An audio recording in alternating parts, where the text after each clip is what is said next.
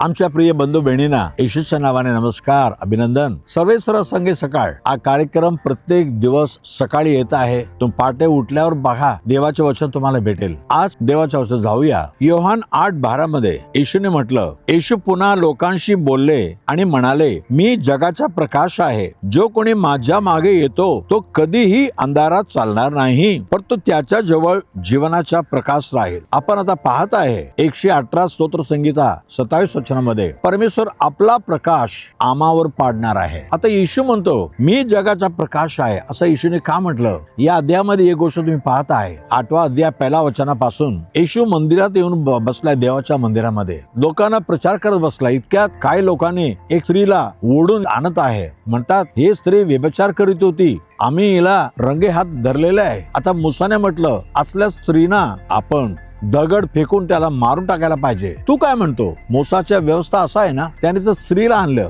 पण त्या स्त्री बरोबर व्यभिचार केला, त्या माणसाला सोडून दिलं. बघा, येशू काय म्हटलं नाही. ते म्हणतात, अहो येशू काय तर सांगा. येशू खाली वाकला आणि जमिनीमध्ये लिहू लागला. नंतर येशूने म्हटलं, तुमच्यापैकी ज्यांनी पाप नाही केले ना, तो पहिलं दगड याच्यावर मारा. कारण पहिलं दगड मारल्यानंतर सगळे मारतात. आता येशू लिहित बसलाय. काय लिहिलं? भयम लिहिलं नाही, पण लिहिलं असेल, बाबा तू पण असा आहे, तू पण असा आहे. प्रत्येकाने पाहिलं, आम्ही सर्वांनी पाप केलं. सर्व दगड खाली टाकून निघून गेले. शेवटी ती स्त्री एकटी उभी होती. येशू उठलेला म्हणाला, तुला कोणी दंड दिले नाही का? नाही प्रभू, मी पण दंड देणार नाही, पण जा, पण पुढे पाप करू नको, व्यभिचार करू नको.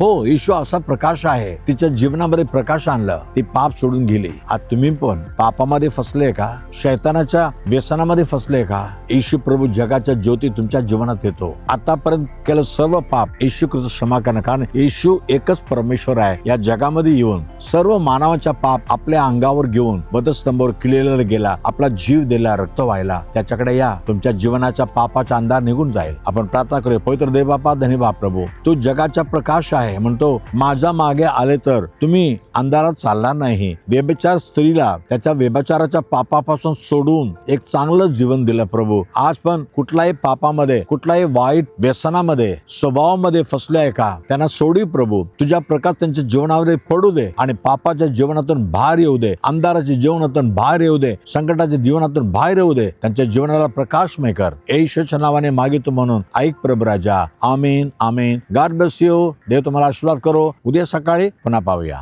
आमेन.